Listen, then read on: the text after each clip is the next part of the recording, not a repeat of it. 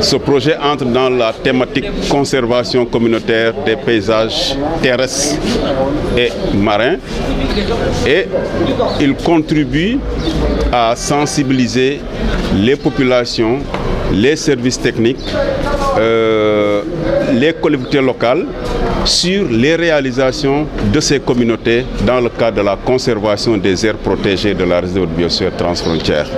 Donc ce réseau est une sorte de pérennisation de ce que Compact a eu à réaliser durant 5 ans, entre 2007 et 2012. Il consiste donc à expliquer aux acteurs qui sont concernés par ces aires protégées pour que les bonnes pratiques et les leçons tirées de l'expérience de ces différents projets, parce que le RECID, c'est un ensemble de projets qui ont été réalisés et c'est cet ensemble de projets qui s'est constitué en réseau.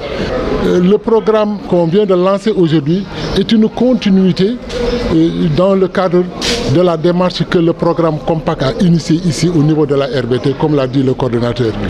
Donc aujourd'hui c'est un projet qui a été financé à hauteur de 13 millions comme il l'a dit, mais cela va dans le sens aussi de la sensibilisation. Vous savez le contexte actuel au niveau de notre pays, au niveau du mondial, mais en particulier dans les zones protégées comme le Djout, la grippe aviaire. Donc nous avons préféré faire des activités de sensibilisation par rapport au contexte actuel, des renforcements de capacité. Les membres, les 23 OCB qui sont dans le réseau, ont acquis des expertises par rapport à chacun de ces organisations de base-là.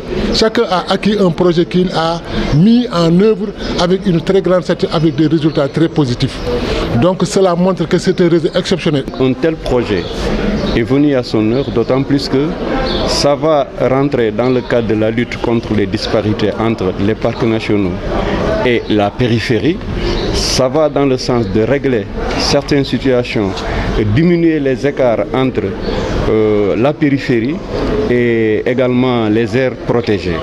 Et donc, et du coup, ça fait participer à la population dans l'effort de conservation de ces ressources-là.